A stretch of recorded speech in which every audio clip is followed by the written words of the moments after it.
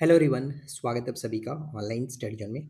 आज हम इस वीडियो में बात करेंगे बिहार इकोनॉमी सर्वे 2025-26 का एमसीक्यू वीडियोस। ठीक है, इससे पहले आप लोगों को मैंने थ्योरी प्रोवाइड करा दिया है। अगर आपने नहीं देखा है तो थ्योरी ज़रूर देखिएगा। नोट्स फॉर्मेट में बहुत अच्छे तरीके से आप लोगों के सामने मैंने रखा था। सब कुछ अच्छे से डिटेल में हमने बात किया है। फिर उसके बाद बजट भी हमने देख लिया है, तो इसके बाद हम बजट का एमसीक्यू भी आपके सामने रखेंगे ताकि आप रिवीजन कर सको। लेकिन सबसे पहले आप अगर इसने थ्योरी को नहीं देखा है तो ज़रूर चेकआउट कर लीजिएगा, ताकि आप आराम से पहले चीज़ों को समझ लिए, उसके बाद एमसीक्यू लगाएंगे तो ज़्यादा बेटर रहेगा। तो स्टार्ट करते हैं सबसे पहले प्रश्न से। पहला प्रश्न ये कह रहा है कि बिहार का आर्थिक सर्वेक्षण 25-26 राज्य का कौन से क्रम का आर्थिक सर्वेक्षण रहा है। तो जनरली हमने आपको बताया था कि इस साल जो सर्वेक्षण पेश किया गया वो 20वां सर्वेक्षण था। यहाँ पे करेक्ट आंसर ऑप्शन सी निकल करके आता है। अब यही बात आती है कि पहली बार जो सर्वेक्षण हुआ था वो किस वर्ष पेश किया गया था। तो यहाँ पे करेक्ट आंसर निकल के आएगा ऑप्शन सी, 2006-07 में पहली बार ये सर्वेक्षण पेश किया गया था। किनके द्वारा किया गया, तो यहाँ पे ध्यान रखना है कि थर्ड क्वेश्चन वही है कि बिहार के पहले आर्थिक सर्वेक्षण को पेश करने वाले तत्कालिक उप मुख्यमंत्री सह वित्त मंत्री कौन थे। तो यहाँ पे हमारा राइट आंसर क्या निकलेगा, सुशील कुमार मोदी जी के द्वारा सबसे पहली बार 2006-07 में सर्वेक्षण पेश किया गया। और इस बार जो सर्वेक्षण देखने को मिला है, जो 20वां सर्वेक्षण था, वो इनके द्वारा है, विजेंद्र प्रसाद यादव, जो कि हमारे वर्तमान में वित्त मंत्री, राज्य वित्त मंत्री हैं बिहार के। तो ये पॉइंट थोड़ा सा याद रखेंगे, इंपॉर्टेंट हो जाता है। राइट, आगे बढ़ते हैं। और अगला प्रश्न ये कि बिहार की आर्थिक वृद्धि दर के संबंध में निम्नलिखित में से सत्य कथन को चुनें।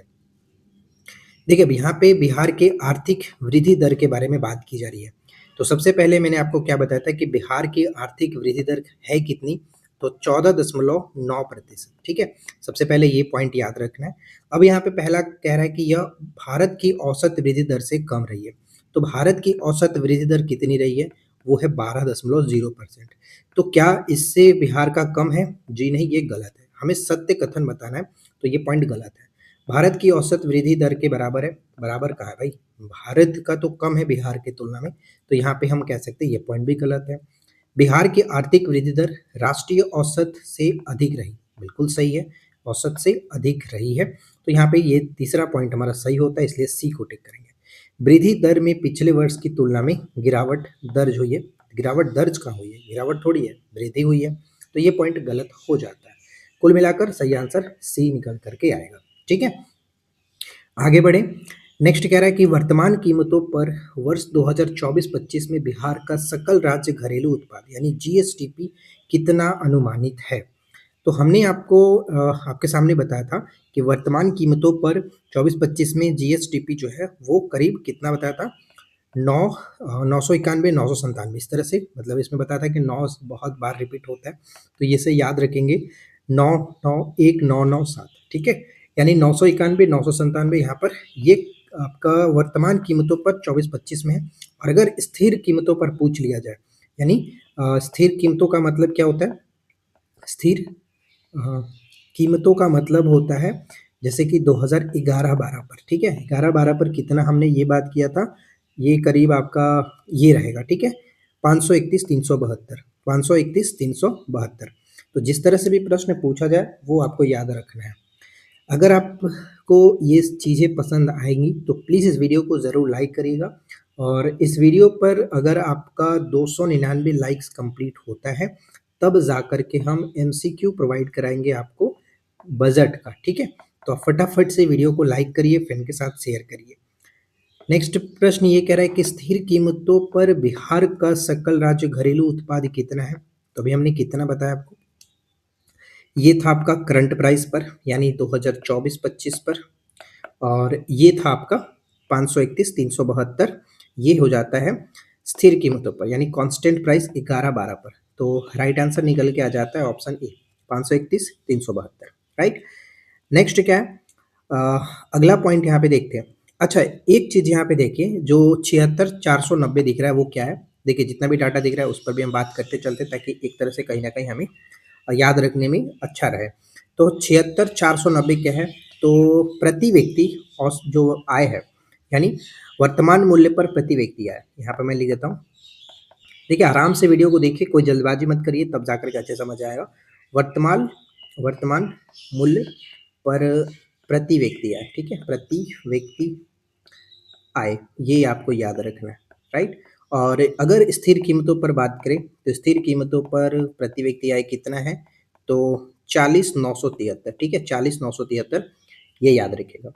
यहाँ तक 2 पॉइंट क्लियर है। अच्छा, ये जो देख रहे हैं एक 131,332, ये क्या है, तो 131,332 ये पटना का प्रति व्यक्ति आय है, पटना का प्रति व्यक्ति आय है, ठीक है, प्रति व्यक्ति आय है, जो कि हम आगे देखेंगे, चर्चा करेंगे। सारी चीज़ें क्लियर है। चलिए नेक्स्ट आता है स्थिर मूल्यों पर बिहार का विकास दर कितना है। ऊपर में हमने देखा था आर्थिक वृद्धि, ठीक है, आर्थिक वृद्धि दर देखा था, बिहार का 14.9% था, जबकि भारत का राष्ट्रीय मतलब था वो 12.0% था, ठीक है। लेकिन यहाँ पर कह रहा है कि बिहार का विकास दर कितनी दर्ज की गई है, तो ये पॉइंट याद रखना है, स्थिर कीमतों पर पूछा जा रहा है, इसलिए यहाँ पर 8.6% होगा, स्थिर कीमतों पर 8.6%, और 13.1 जो है ये वर्तमान कीमतों पर है, वर्तमान कीमतों पर है। ये पॉइंट याद रखने वाली चीज है, याद रखिएगा अच्छे से, राइट, इंपॉर्टेंट हो जाता है, ठीक है। अच्छा आगे बढ़ते हैं। नेक्स्ट पॉइंट कह रहा है कि बिहार का वर्तमान विकास दर जो है वो राष्ट्रीय विकास दर से कितना अंतर है। तो सबसे पहले ये आपको देखना होगा कि बिहार का वर्तमान विकास दर, वर्तमान कीमतों पर विकास दर कितना है, 13.1%, राइट। और यहाँ पर राष्ट्रीय जो औसत है वो कितना है, तो राष्ट्रीय औसत विकास दर 9.8% है। अब इन दोनों का अंतर देखेंगे तो कितना आएगा, 3.3%, ये मैंने आपको बताया था। तो करेक्ट आंसर ऑप्शन बी, इस तरह से प्रश्न पूछे जा सकते हैं, ठीक है। आगे बढ़े। नेक्स्ट क्या है, वर्तमान मूल्यों पर वर्ष 2024-25 के लिए बिहार का शुद्ध राज्य घरेलू उत्पाद कितना है, यानी जो NSDP जो कितना है, नेट स्टेट डोमेस्टिक प्रोडक्ट कितना है। तो ये तो हमने बात किया था कि करंट प्राइस पर है इतना है, और ये था आपका स्थिर मूल्यों पर, ठीक है, स्थिर मूल्यों पर, कांस्टेंट प्राइस पर। लेकिन ये हमें शुद्ध पूछा जा रहा है, तो शुद्ध के रूप में हमने याद किया था 899 020, ऐसे याद रख सकते हो। तो राइट आंसर सी निकल के आएगा। सभी चीज़ों को ध्यान से देखिए, समझिए, याद हो जाएगा, कोई प्रॉब्लम नहीं होगा। नेक्स्ट कह रहा है कि बिहार में वर्तमान मूल्यों पर औसत प्रति व्यक्ति आय, औसत प्रति व्यक्ति आय कितना है वर्तमान मूल्यों पर। सबसे पहले तो यही समझना है कि पूछा क्या जा रहा है, वर्तमान मूल्यों पर या स्थिर मूल्यों पर। तो वर्तमान मूल्यों पर हमने बात किया था 76,490, ये सही आंसर बनेगा। और 40,973 जो हमने देखा था वो स्थिर कीमतों पर था, ठीक है, स्थिर कीमतों पर था, राइट। और ये क्या है, ये पटना का प्रति व्यक्ति आय है।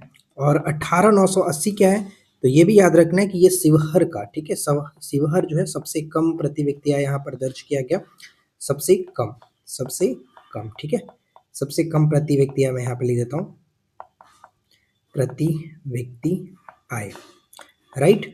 और पटना में सर्वाधिक है, सर्वाधिक पर कैपिटा इनकम है।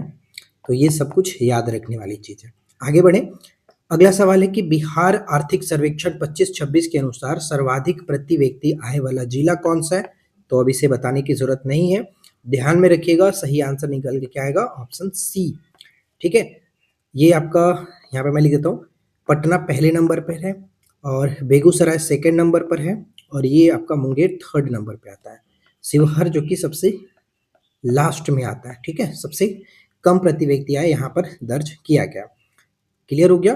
पटना वाला खास करके याद रखना है कि पटना में है कितना, ये भी इंपॉर्टेंट रहेगा। तो हमने ऑलरेडी देखा था 131,332, ठीक है, 131,332 करोड़ प्रति व्यक्ति आय यहाँ पर दर्ज किया गया, राइट। नेक्स्ट, आर्थिक सर्वेक्षण के अनुसार सबसे कम प्रति व्यक्ति आय वाले जिलों का सही क्रम नीचे से ऊपर की ओर कितना है। तो नीचे से ऊपर की ओर यानी सबसे कम की तरफ से बढ़ते हुए, तो देखिए सबसे कम होता है, सबसे कम हमने देखा था शिवहर है, फिर उसके बाद अररिया आता है, फिर उसके बाद सीतामढ़ी आता है। तो राइट आंसर यहाँ पे हो जाएगा ऑप्शन ए। निम्नलिखित में से कौन सा कथन जो कि असत्य है, ध्यान दीजिए, असत्य है। तो पहला पॉइंट पे आते हैं। पहला पॉइंट कह रहा है कि पटना का आय जो है वो शिवहर से 6 गुना से ज़्यादा है। ये बिल्कुल सही है, इसमें कोई दिक्कत नहीं है। मैंने आपके सामने वो जब नोट्स वाला थ्योरी वाला पॉइंट रखा था उसमें भी हमने ये चीज़ बात किया था। करीब आप यहाँ से देखो कि पटना का जो है समझ में आ जाएगा आपको। पटना का अभी अपने बात किया 131 332, ठीक है। और शिवहर का कितना है, तो शिवहर का हमने देखा था 18,980 इस तरह से, ठीक है, 18,980। तो यहाँ पे आप देख पाएंगे लगभग आपका ये 6 गुना जो कि ज़्यादा है। क्लियर, तो ये तो क्लियर हो गया। अब इसके बाद नेक्स्ट आता है कि स्थिर कीमतों पर प्रति व्यक्ति आय 40,973 है, स्थिर कीमतों पर इतना है। और जबकि वर्तमान मूल्य पर अगर हम बात करें तो वर्तमान मूल्य पर 70 कितना था, 76,490, ठीक है, 76,490 इस तरह से हमने देखा था, 76,490 वर्तमान कीमतों पर, या फिर औसत कह सकते हैं, राइट। यहाँ तक दिक्कत नहीं है। नेक्स्ट है कि शिवहर की प्रति व्यक्ति आय 18,980, देखिए ये मैंने आपको बताया था 18,980, ये भी सही है। बिहार का स्थान पूरे भारत में उत्तर प्रदेश और तमिलनाडु के बाद तीसरा है। किस चीज में, तो कि हमने बात किया था कि बिहार के बाद ये बात की जा रहा था वृद्धि दर के तो बात में, ठीक है, वृद्धि दर के अकॉर्डिंग। तो वृद्धि दर में हमने देखा था कि बिहार का जो वृद्धि दर है 13.1% के साथ विकास दर के साथ बढ़ रहा है। लेकिन ये कैसे था, तो ये तमिलनाडु के बाद सेकंड नंबर पर बिहार आता है। तो ये पॉइंट थोड़ा सा इसमें और ऐड करना चाहिए था मुझे कि किसके संदर्भ में, ऐसा कहना तो फिर गलत हो जाएगा कि किसके संदर्भ में कंफ्यूजन क्रिएट कर सकता है। तो फिलहाल अगर तीनों पॉइंट सही है तो वैसे भी आप समझना कि चौथा पॉइंट गलत है। लेकिन यहाँ पर मेरा थोड़ा सा, मैं मानता हूँ कि क्वेश्चन को क्रिएट करने में थोड़ा सा गलती हुआ। तो ये मैं आपको जो समझा रहा हूँ उसके बेसिस पे समझिए कि बिहार का स्थान जो है वो तमिलनाडु के बाद दूसरा था, ये हमने चीजें देखा था। तो पॉइंट डी गलत हो जाता है, ठीक है। आगे बढ़ते हैं, अगला सवाल क्या है। नेक्स्ट सवाल कह रहा है कि पटना जिला जो है निम्नलिखित में से किन चीजों की खपत में सबसे अधिक है। तो पेट्रोल और डीजल में भी था, एलपीजी में भी था, और प्रति व्यक्ति लघु बचत में भी था। तो डी को टिक करेंगे, ऑप्शन डी। बिहार के सकल राज्य घरेलू उत्पाद जीएसडीपी में तृतीय क्षेत्र का योगदान कितना है, योगदान कितना प्रतिशत रहा, ये सबसे ज्यादातर प्रश्न पूछा जाता है। इसको अच्छे से हमें समझना होगा। योगदान में मैंने आपको बताया था जीएसडीपी में, जो कि योगदान के रूप में हमने बात किया था, ध्यान से समझ लीजिएगा एक बार फिर से मैं बताता हूँ। अगर प्राथमिक क्षेत्र में बात है यानी कि प्राइमरी क्षेत्र में देखा जाए तो 18.3%, सेकेंडरी क्षेत्र में देखा जाए यानी द्वितीय क्षेत्र जिसे हम लोग विनिर्माण क्षेत्र के नाम से भी जानते हैं तो 26.8% का योगदान रहा। और तृतीय क्षेत्र में यही चीज जो है वो 54.8% का योगदान रहा, ठीक है। तो प्रश्न में तृतीय क्षेत्र जिसे सेवा क्षेत्र भी कहते हैं, ये सेवा क्षेत्र में लिख देता हूँ। तो सेवा क्षेत्र में 54.8% का योगदान रहा। अच्छा, ये तो बात योगदान के लिए रहा। लेकिन अगर पिछले वर्ष की तुलना में वृद्धि की बात करें कि कौन से क्षेत्र ने कितना वृद्धि दर्शाया है, तो यहाँ पर मैं लिख देता हूँ, जैसे कि ये प्राथमिक क्षेत्र, तो प्राथमिक क्षेत्र ने वृद्धि दर्शाया है 9.6% का, ठीक है, 9.6% का। और द्वितीय क्षेत्र ने वृद्धि दर्शाया है 15.5%। और थर्ड सेक्टर जो है यानी तीसरा जो तृतीय क्षेत्र है 13.5% की वृद्धि दर्शाया है। अब यहाँ से प्रश्न एक और पूछा यह जा सकता है कि किस क्षेत्र ने सबसे ज्यादा वृद्धि को दर्शाया है। तो यहाँ पे देखिए कि द्वितीय जो क्षेत्र है इसने सबसे ज्यादा वृद्धि को दर्शाया है, राइट। तो ये पॉइंट इंपॉर्टेंट है, आगे प्रश्न भी है इस पर, तो ध्यान से याद रखिएगा। खास करके किस क्षेत्र ने कितना योगदान रखा और किस क्षेत्र ने कितना वृद्धि दर्शाया, ये महत्वपूर्ण है। पेपर के लिए एकदम वीवीआई पॉइंट है ये, आपने भी जाना है कि कितना बार ये पहले भी पूछा जा चुका है, ठीक है। चलिए नेक्स्ट ये कह रहा है कि चालू कीमतों पर वर्ष 24-25 में किस क्षेत्र में सबसे अधिक 15.5% की वृद्धि की गई है। अभी जस्ट मैंने आपको यही बताया ना कि कितनी वृद्धि की गई है। तो ये देखिए द्वितीय क्षेत्र में सबसे ज्यादा वृद्धि देखने को मिला है, ठीक है, 15.5% द्वितीय क्षेत्र में। और प्राथमिक क्षेत्र में कितना वृद्धि है, 9.6%। तो क्लियर हो गया, प्राथमिक क्षेत्र में 9.6% की वृद्धि था। और तृतीय क्षेत्र में कितना वृद्धि मैंने बताया था, तो 13.5% का। और योगदान भी यहीं पे बात कर लेते हैं कितना कितना योगदान रहा वापस से। तो प्राइमरी क्षेत्र में जो योगदान रहा वो है 18.3% का, ठीक उस तरह से द्वितीय क्षेत्र में कितना योगदान रहा, तो 26.8% का, ठीक है, 26.8%। और तृतीय क्षेत्र में हमने देखा था करीब 54.8% का। तो ये योगदान है और ये आपका वृद्धि दर्शाया है, ठीक है। क्लियर हो गया, मतलब सेवा क्षेत्र और तृतीय क्षेत्र दोनों एक ही चीज है। तो ये पॉइंट थोड़ा सा याद रखेंगे, राइट। अब देखिए बात करते हैं हम लोग नेक्स्ट पॉइंट पे, और अगला क्वेश्चन देखिए, रोजगार में योगदान के संबंध में प्राथमिक क्षेत्र का हिस्सा कितना है। रोजगार के संबंध में पूछा जा रहा है।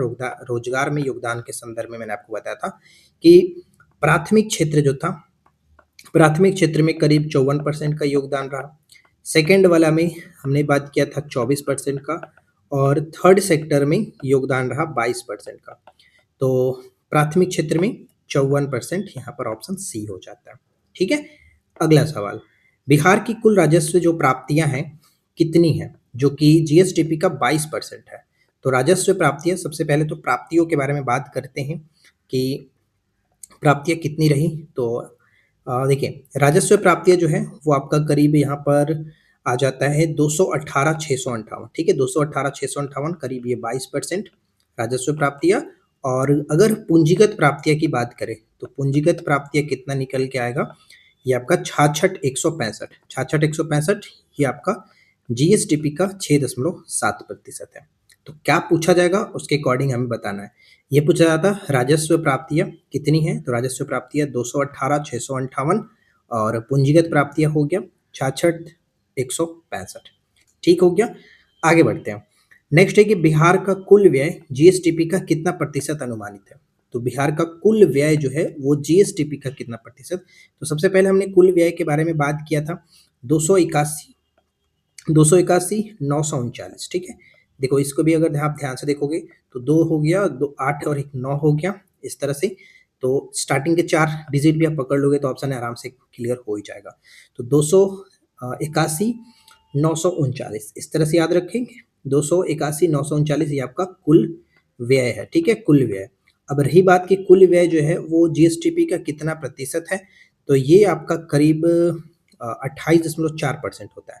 28.4% ऑप्शन बी। अच्छा, अब यहाँ पर बात आता है कि इसको भी हम 2 भागों में देखते हैं। एक तो आपका राजस्व व्यय होता है और एक होता है पूंजीगत व्यय। ठीक है, तो पूंजीगत व्यय यहाँ पे देखते हैं। अब राजस्व व्यय कितना है, तो राजस्व व्यय हमने बात किया था करीब हो जाता है 219,015 इस तरह से। ठीक है, 219,015 और पूंजीगत व्यय बाकी जो रेस्ट अमाउंट बचता है 62,824। ठीक है, 62,824 ये आपका हो जाता है पूंजीगत व्यय। तो राजस्व जो व्यय है टोटल, मतलब जो कुल व्यय का कितना परसेंट, कुल व्यय का 77.7%, और बाकी जो 22.3% बचा ये हो जाता है पूंजीगत व्यय। अब इनसे भी प्रश्न आगे आपको देखने को मिलेगा, तो सबसे पहले ये आपके माइंड में होना चाहिए। कुल व्यय 28, 19, 39 या फिर 281, 939 ऐसे याद रखेंगे। और राजस्व व्यय हो जाता है 219,015 और पूंजीगत व्यय 62,824। 62,824। ठीक है, 628 होगा, राइट। चलिए आगे बढ़ते हैं। नेक्स्ट कह रहा है कि कुल व्यय में राजस्व व्यय का हिस्सा कितना प्रतिशत है। तो कुल व्यय में राजस्व व्यय का हिस्सा कितना व्यय है, तो कुल व्यय में राजस्व व्यय का हिस्सा 77.7%, और ये जो रेस्ट अमाउंट है वो पूंजीगत व्यय हो जाता है। क्लियर हो गया। 6.3 क्या है, तो 6.3 हमने ये देखा था, ये है जीएसडीपी का 6.6%, 6.3%। ठीक है, ये आपका पूंजीगत व्यय है, पूंजीगत व्यय है। तो सब कुछ अच्छे से याद रखना है गाइज, एक बार में याद नहीं होगा, आराम से इसको याद रखिए। और 28.4 है ये आपका जीएसडीपी का। ठीक है, जीएसडीपी का कुल व्यय का जीएसडीपी 28.4%। नेक्स्ट पॉइंट आता है कि बिहार का राजकोषीय घाटा कितना है। तो राजकोषीय घाटा कितना करोड़ दर्ज किया गया, तो यहाँ पे देखिए 41,223 करोड़ जो है ये आपका राजस्व घाटा है। प्रतिशत में 4.2%, मतलब रुपया और प्रतिशत दोनों एक दूसरे से मिलता जुलता दिख रहा है। ठीक है, नेक्स्ट है कि जीएसडीपी के प्रतिशत के रूप में राजकोषीय घाटा कितना है, तो अभी जस्ट हमने बात कर ही लिया 4.2%। नेक्स्ट है कि बिहार में कुल बुआई योग्य जो क्षेत्र है वो कितना हजार हेक्टेयर है। बुआई योग्य जो क्षेत्र है, कुल बुआई योग्य की बात करें तो 8207। ठीक है, 8207 ये कुल बुआई है। लेकिन अगर शुद्ध बुआई पूछा जाए तो वो याद रखिएगा शुद्ध बुआई हो जाता है 5411। राइट, 5411 शुद्ध बुआई है। तो फिलहाल क्वेश्चन के अकॉर्डिंग ऑप्शन ए हो जाएगा। मत्स्य उत्पादन में बिहार का कौन सा जिला शीर्ष स्थान पर है। मत्स्य उत्पादन में मधुबनी शीर्ष स्थान पर है, ऑप्शन सी। वर्ष 24-25 के दौरान अंडा उत्पादन में कितना प्रतिशत की वृद्धि दर्ज की गई है, तो अंडा के उत्पादन में हमने देखा था करीब 10%, ठीक है, 10% अंडा उत्पादन में, और 4.2 जो है ये आपका दूध उत्पादन में वृद्धि दर्शाया गया था। और यहाँ पे 13.5 तो फिलहाल हमने ऐसा कुछ नहीं है। और एक और पॉइंट हमने बात किया था जैसे कि 9.9%, ये मछली के उत्पादन में, ठीक है, मछली उत्पादन में वृद्धि दर्शाया गया था। चलिए आगे बढ़ते हैं। अगला सवाल आता है कि मत्स्य गड्ढा जो झील है बिहार के किस जिले में स्थित है? चर्चा में था पर्यटक के क्षेत्र में बनाया जाना, तो ये सहरसा में है मत्स्य गड्ढा झील। बिहार का तीसरा जैविक उद्यान कहाँ बनाया जाएगा? बिहार का तीसरा जैविक उद्यान, पहला जो बनाया गया था वो है पटना में, ठीक है, पहला पटना में था, ये आपका फर्स्ट है। और राजगीर नालंदा में ये सेकंड है। रानीगंज अररिया ये थर्ड आपका है, ठीक है, ये थर्ड है। और तीसरा पूछा जाए तो सही आंसर ऑप्शन सी होगा। अगला है कि इको टूरिज्म और पार्क विकास के लिए 24-25 में कुल कितना व्यय किया गया है? तो कुल कितना व्यय है? 100 crore, right, 100 crore, option B. निम्नलिखित में से कौन सा मिलान यहाँ पर असत्य है? कौन सा मिलान असत्य है? तो ध्यान दीजिए, मतलब प्राथमिक जो घाटा है वो कितना था? प्राथमिक घाटा यहाँ पर हो जाएगा 21,544 करोड़। राजस्व घाटा हो जाता है 357 करोड़। और उसी तरह से शुद्ध बुआई क्षेत्र हमने देखा था 5411, ये भी सही है। और पहला जैविक उद्यान की बात करें तो गलत है, क्योंकि पहला जैविक उद्यान पटना था, ठीक है, पटना होगा। तो ये तीनों सही था, लेकिन ये पॉइंट गलत है, इसलिए डी को टिक करेंगे, ध्यान रखेंगे, ठीक है। आगे बढ़ते हैं। बिहार का पूंजीगत व्यय कुल व्यय का कितना प्रतिशत है? पूंजीगत जो व्यय है वो कुल व्यय का कितना प्रतिशत था? तो कुल व्यय का हमने देखा था, पूंजीगत व्यय कुल व्यय का ये आपका 22.3% हो जाता है। लेकिन अगर जीएसटीपी का पूछा जाता तो फिर ये है जीएसटीपी का 6.3%। ये हो जाता है राजस्व व्यय, राजस्व व्यय जो कि कुल व्यय का आपका होगा। और 28.6 है वो जीएसटीपी का, ठीक है। जिस तरह से भी प्रश्न पूछे उससे हमें देखना है। पूंजीगत प्राप्तियां जीएसटीपी का कितना प्रतिशत दर्ज है? तो पूंजीगत प्राप्तियां सबसे पहले तो हमें बात करना है कि है कितना। पूंजीगत प्राप्तियां हमने बात किया था करीब 66,185 इस तरह से। और ये हो जाता है जीएसटीपी का 6.7%, ठीक है, 6.7%। और 22% है जो राजस्व प्राप्तियां हैं, राजस्व प्राप्तियां। क्लियर। नेक्स्ट, बिहार का राजस्व व्यय जो है वो कितना करोड़ है? बिहार का राजस्व व्यय कितना करोड़ है? तो राजस्व व्यय हो जाता है 219,015, 219,015, ऑप्शन ए। और ये जो है ये हम पूंजीगत व्यय के रूप में जानते हैं, पूंजीगत व्यय, ठीक है, पूंजीगत व्यय, पूंजीगत व्यय हो गया। और यहाँ पर जो 218 देख रहे हैं हम लोग, ये क्या था? तो 218, 658 ये हमारा राजस्व प्राप्तियां है, राजस्व प्राप्तियां। तो इतना याद रखना है। नेक्स्ट आता है कि निम्नलिखित में से कौन सा कथन जो कि असत्य है? ध्यान से देखिएगा। कुल व्यय जीएसटीपी का 28.4%, ये बिल्कुल सही है। कुल व्यय हमने देखा जीएसटीपी का 28 जो है 28.4% है। या फिर अगर देखा जाए तो 281,939 हमने रुपए में देखा है, ये इतना रुपया है कुल व्यय, ठीक है। इसके बाद नेक्स्ट है कि राजस्व प्राप्तियां जीएसटीपी का 22% है। तो राजस्व प्राप्तियां 21 मतलब 218,658, और ये आपका जीएसटीपी का 22% था, ये भी सही है। पूंजीगत जो व्यय है जीएसटीपी का 22.3, जी नहीं, पूंजीगत व्यय जो है वो यहाँ पर ध्यान रखना है कि कुल व्यय का 22.3% है, लेकिन जीएसटीपी का अगर बात करें तो ये सिर्फ और सिर्फ 6.3% होता है, ठीक है। और कितना अमाउंट था? तो ये 62,824 हुआ करता था। तो ये पॉइंट यहाँ पर टोटली गलत हो जाता है, ठीक है। राजकोषीय घाटा 41,223 था, और प्रतिशत में 4.2%, ये बिल्कुल सही है। नेक्स्ट पे आते हैं कि बिहार के जीएसटीपी प्राथमिक क्षेत्र का योगदान कितना है? तो जीएसटीपी में प्राथमिक क्षेत्र का योगदान हमने बात किया था 18.3%, ठीक है, 18.3% यहाँ पर बिल्कुल सही आंसर निकल करके आ जाता है। क्लियर है। और 26.8% द्वितीय क्षेत्र में, और 54.8% थर्ड सेक्टर के अंतर्गत देखने को मिलता है। चालू कीमतों पर प्राथमिक क्षेत्र की वृद्धि दर कितनी रही है? तो प्राथमिक क्षेत्र में वृद्धि दर हमने बात किया था कितना, जो कि 13.5% के आस नहीं, प्राथमिक क्षेत्र है ना, प्राथमिक क्षेत्र में 9.6%, ये फर्स्ट सेक्टर में था। और द्वितीय क्षेत्र में सबसे ज़्यादा वृद्धि देखने को मिला था, ये सेकंड सेक्टर में है। और थर्ड में आता है 13.5% के साथ, ये आपका थर्ड सेक्टर में है। तो प्रश्न में पूछा गया था प्राथमिक क्षेत्र, इसलिए हम ऑप्शन बी को टिक करेंगे, 9.6%। अगला प्रश्न है कि रोजगार में द्वितीय क्षेत्र का योगदान कितना प्रतिशत रहा? रोजगार में सबसे ज़्यादा जो है वो योगदान रहा 54% प्राथमिक क्षेत्र में, द्वितीय क्षेत्र में 24%, ठीक है, और थर्ड सेक्टर में 22% का।